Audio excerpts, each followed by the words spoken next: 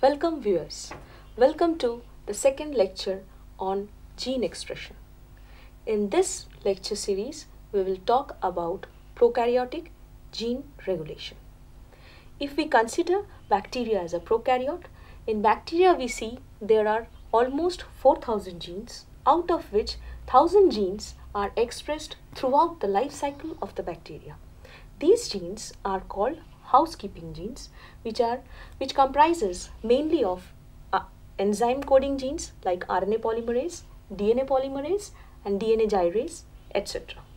But there are still 3,000 genes left whose expression is done in a regulated fashion. Depending on their specific needs, bacteria starts expressing those genes. Such genes are called inducible genes, and their expression is tightly regulated within a bacterial cell to minimize the expenditure of energy that goes on within a cell. So it is very much important to study the regulation of expression of those genes. Now the question arises that which are the steps that can be regulated to regulate gene expression. So gene regulation can be done in three different cases. Number one, it can be done in the transcription level itself. Say for example, there is expression of a particular gene is needed and bacteria will start transcribing that gene. And finally, it is getting translated. Second checkout can be done in the step of translation. Say for example, a gene is already being transcribed, it is already being converted into RNA, but it is not needed at that moment, then the system will stop the translation of that particular gene. It means control is done in the translation level. And the third level is control that can be done either in the post-transcriptional modification or in terms of post-translational modification. It means after transcription, regulation can be done or the modification is done after translation. Ma'am, I have a question. Out of these three levels in prokaryotes, which is the best suited level at which to regulate the gene expression? Obviously, it should be done in the transcription level because for a gene expression, it is supposed to be the first step in gene expression. And if we stop the expression in the very first step, then there is minimization of energy wastage. We can minimize the wastage of energy, right?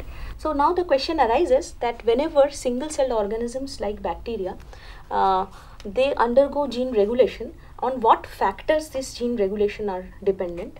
First of all, they alter their gene expression looking into the environmental conditions such as alteration of temperature, osmotic pressure, and availability of nutrients. These three are the environmental factors that actually dictate gene regulation in bacteria. And secondly, there is another factor is the internal status of the cell. Say for example, if the bacteria wishes to undergo for cell division, then there are certain important proteins which are to be synthesized immediately to facilitate cell division are to be synthesized. So in all, there can be two different factors. One is the environmental factor, second is the internal factor. Now, as I said that transcription is supposed to be the most suited step to regulate gene expression, we should dissect the steps of transcription. First of all is the access to the DNA, right? Second is the recognition of the promoter sequence. Third is initiation of RNA synthesis, and fourth one comprises the elongation and termination steps. So if I talk about the access of the transcription apparatus, in case of prokaryotes, access is not a problem. Access is a problem in case of eukaryotes, where we all know that it is very much difficult to get access to the DNA in case of heterochromatins. So you can say that access is not a point of regulation in case of prokaryotic gene expression. Second thing is recognition to the promoter sequence. Promoter sequence recognition has got maximum importance as because this promoter sequence is being recognized by an important sigma subunit of RNA polymerase. And we all know that bacteria do have got different classes of sigma factors which are allotted to carry on expression of particular classes of genes. So we have got a variety of sigma factors that actually recognize different promoter elements under different circumstances. So this will be the point of focus in today's lecture. Right? Now have a look into the different sigma factors. Usually the most important sigma factor that is carrying on the synthesis of all housekeeping genes is denoted as sigma 70, or it is coded by a gene called RPOD, where RPO stands for RNA polymerase, right? Then there are sigma factors that code for proteins under stationary phases. They are named as sigma 38.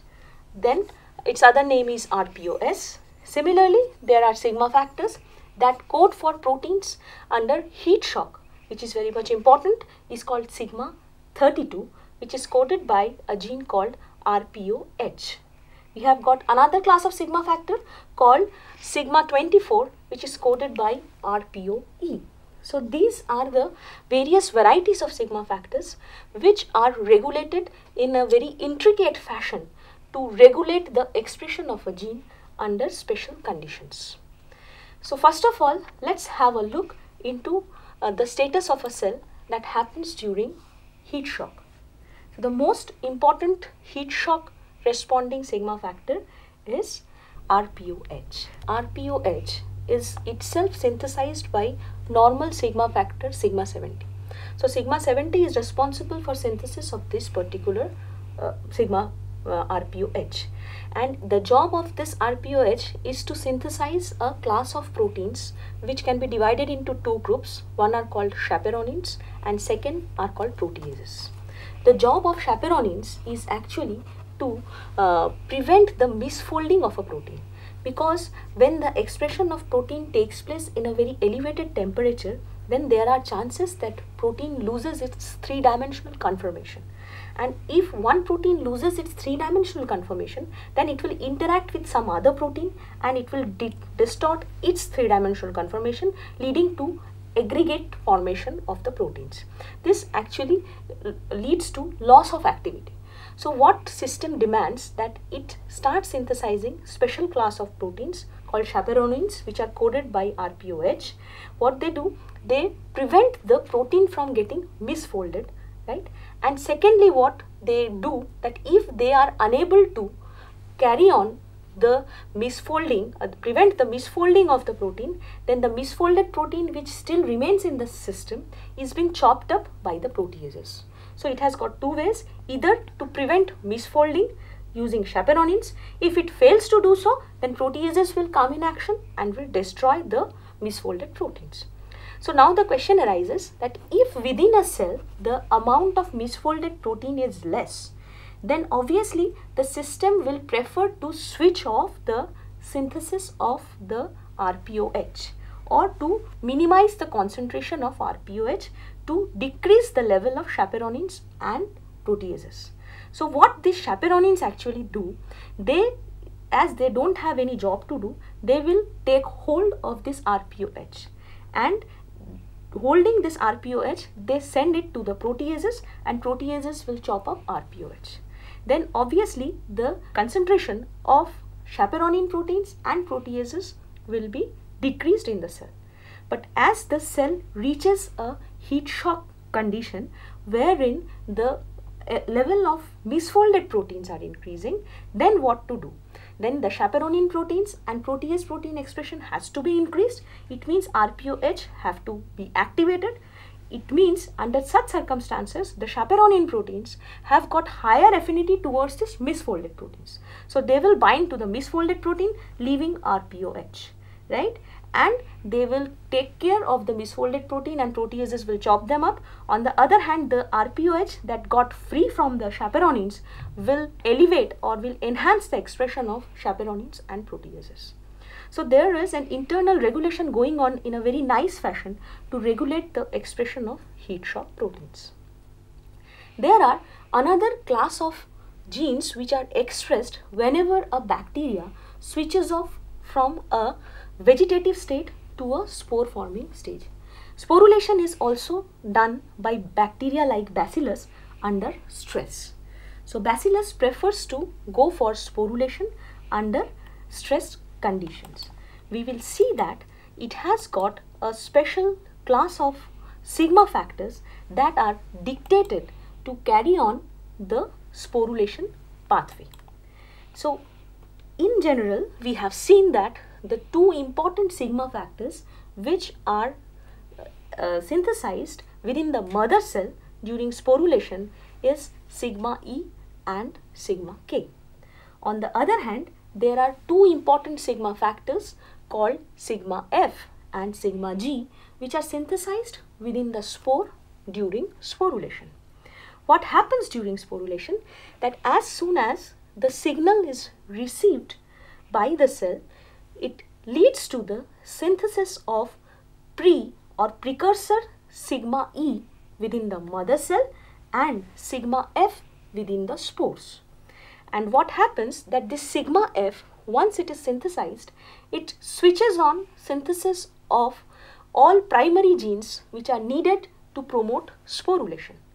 Out of this, few gene products travel from the spore onto the mother cell.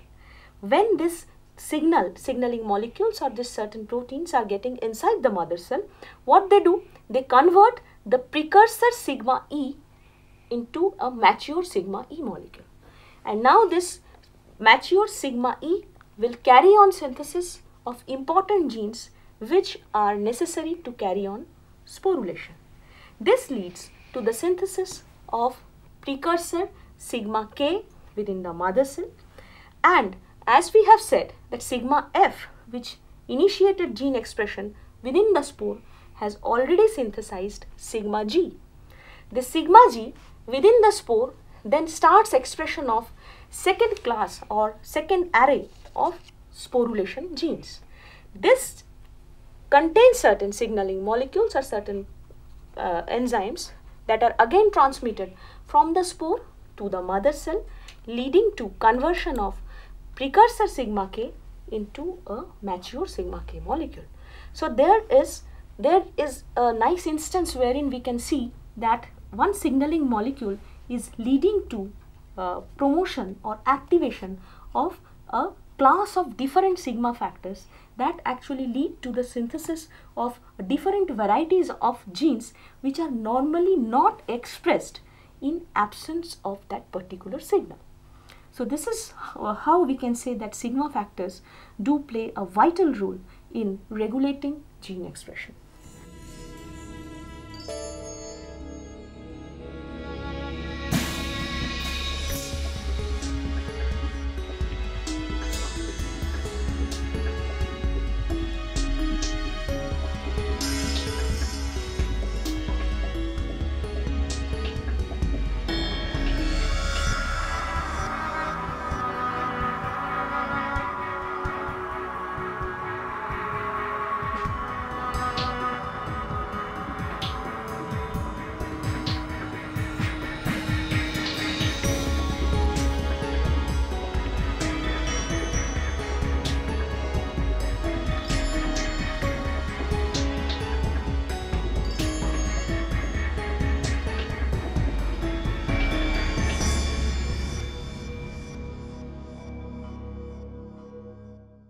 Ma'am, I have a question. Yeah. Suppose the cell wants to go back to the vegetative state. Yeah. So, how can it overcome all these sigma factors that were responsible for sporulation? Yeah, there is synthesis of anti-sigma factors.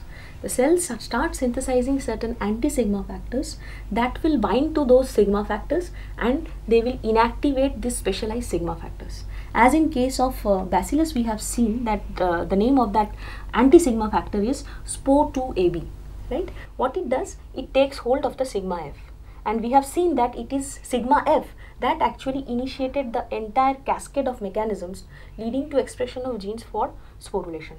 So if we can restrict sigma F, then we are restricting all the pathways that lead to spore formation. And in a similar way, when the system again wants to reinitiate sporulation, then there are anti-sigma factors that again binds to SPO2AB, which is called SPO2AA, that binds to SPO2AB and removes the actually makes the sigma F free. Then sigma F can reinitiate the process of sporulation. So there is a nice regulation going on that helps us to understand the expression of a particular gene only when it is needed crucially, otherwise they remain silent. So this is one array or one variety or one criteria of studying bacterial gene expression. The other concept of or other way of studying bacterial gene expression is in terms of studying the role of various activators and repressors that actually participate in positive and negative regulation of a gene.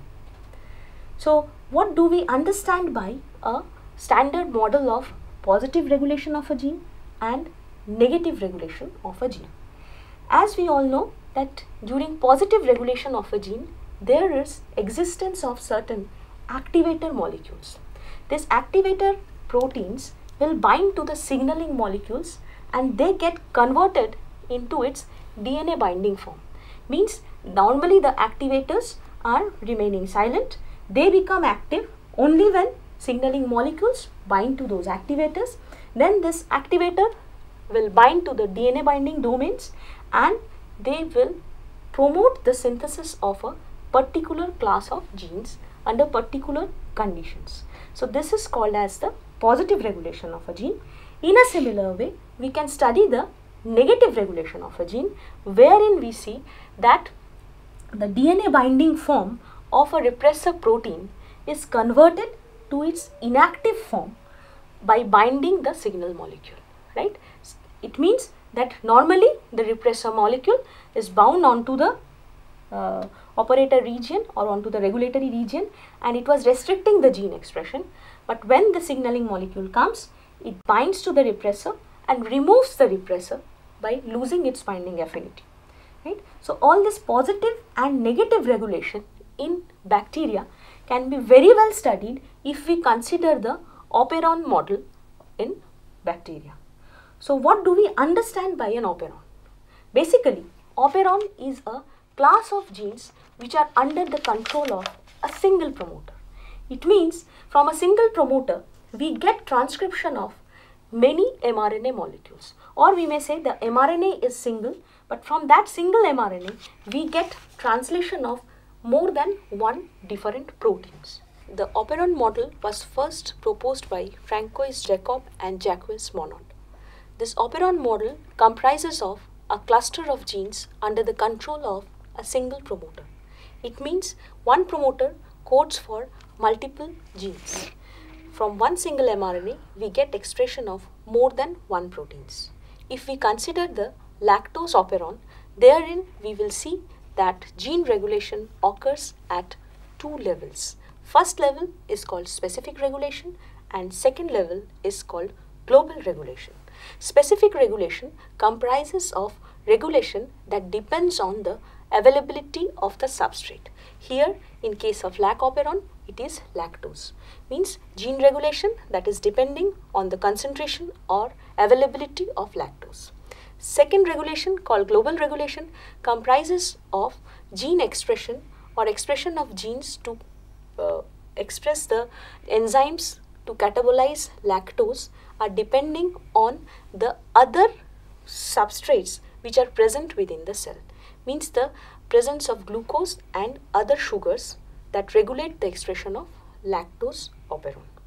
So let's start with gene regulation in lactose operon. First regulation that comes in lac operon is the negative regulation. Lac operon actually comprises of three structural genes, namely LAC-Z, LAC-Y and LAC-A. Here LAC-Z codes for beta galactosidase enzyme, LAC-Y codes for permease and LAC-A codes for trans-acetylase gene. These three genes are under the control of an inducible promoter called PLAC. And just in the upstream of this PLAC promoter, there is another promoter that codes for repressor enzyme. This promoter is a promoter that is switched on forever. So we can see that the repressor protein is synthesized constitutively throughout the life cycle of the bacteria. And this repressor protein, what it can do, that it tetramerizes and binds to the operator region. Operator region is the region between the lac promoter and the structural genes. So there is an overlap of sequence between the lac promoter and lac operator. If lac repressor after tetramerization binds to the operator region, it restricts the RNA polymerase to bind to the promoter region and thereby restricts the synthesis of structural genes. It means that in absence of lactose, when the system doesn't want to synthesize enzymes needed for the breakdown of lactose, the operon remains switched off. But when lactose comes into the system and it isomerizes to form allolactose, this allolactose has got affinity towards the repressor molecule bound onto the operator site. Once this repressor molecule is being attacked, or rather allolactose binds to this repressor molecule, it leads to conformational alteration of the repressor molecule. So it loses its affinity towards operator site and leaves the operator. Once the repressor molecule leaves the operator site, then it becomes easily accessible for the RNA polymerase to bind to the promoter region and start transcription of the structural genes. Ma'am, I have a question. If within a cell both glucose and lactose are present, how the cell preferentially decides to utilize glucose and not lactose? Yes, obviously there should be a regulation for the cell to sense that yes, I have got two options, either to utilize glucose or to utilize lactose. Obviously cell will prefer to utilize glucose because glucose is a monosaccharide and it is easily digestible, or it can be easily metabolized, and it is much more favorable to get energy out of glucose.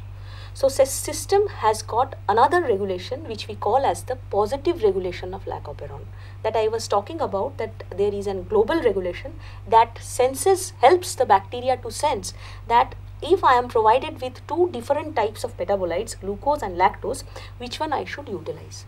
So from the knowledge of glucose metabolism, you all know when within a cell the level of glucose is high, then the level of cyclic AMP is low. Why? Because when glucose is metabolized, ATP is generated, and ATP is acted upon by adenylate cyclase to give cyclic AMP. So obviously when the entire glucose level is exhausted, then cyclic AMP level is high.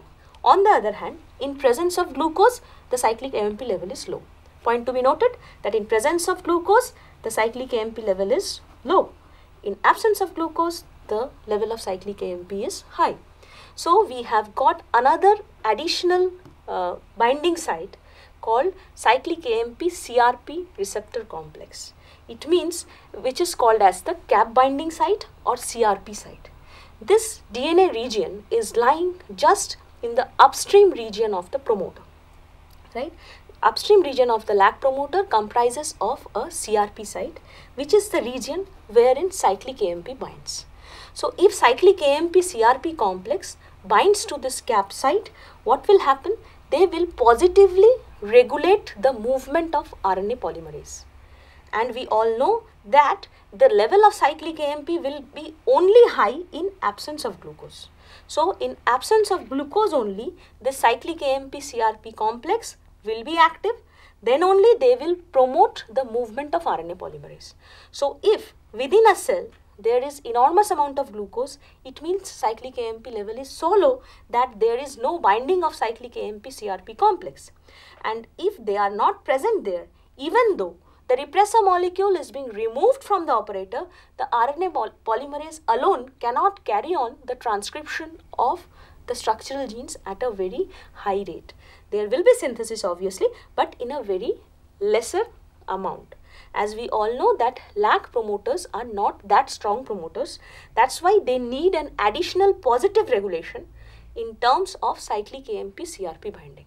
So if within a cell there is glucose, it means no cyclic AMP, it means no positive regulation, then there is lesser amount of enzymes being synthesized which are responsible for metabolism of lactose. Therefore, the system will not be able to metabolize lactose in presence of glucose. But as the level of glucose goes down, it means cyclic AMP level is going up. Then this will act as a positive regulator and will bind onto the upstream region. And as we have studied in transcription, that the roll up elements, what happens with the up elements, that alpha carboxy terminal domain acts onto this up elements and thereby transcription is promoted. So this is all about lac operon's negative as well as positive regulation. Gene regulation can be done in 3 stages: after transcription, after translation, or post-transcriptional or in post-translation methodologies, but out of which we have chosen the transcriptional regulation as it leads to minimal loss of energy. Then we have looked into the different aspects of transcription. We have focused specifically on the initiation of transcription, rather recognition of the promoter elements by the sigma subunits, because we have seen in case of prokaryotes that there are existence of multiple sigma factors which are synthesized to met up or to fulfill the demands according to the needs of the situation. Different sigma factors come into action. We have looked into the sigma factors that carry on the heat shock response. We have focused on the sporulation coding heat shock sigma response. Then finally, we talked about the operon model and we started our journey of operons with lac operon.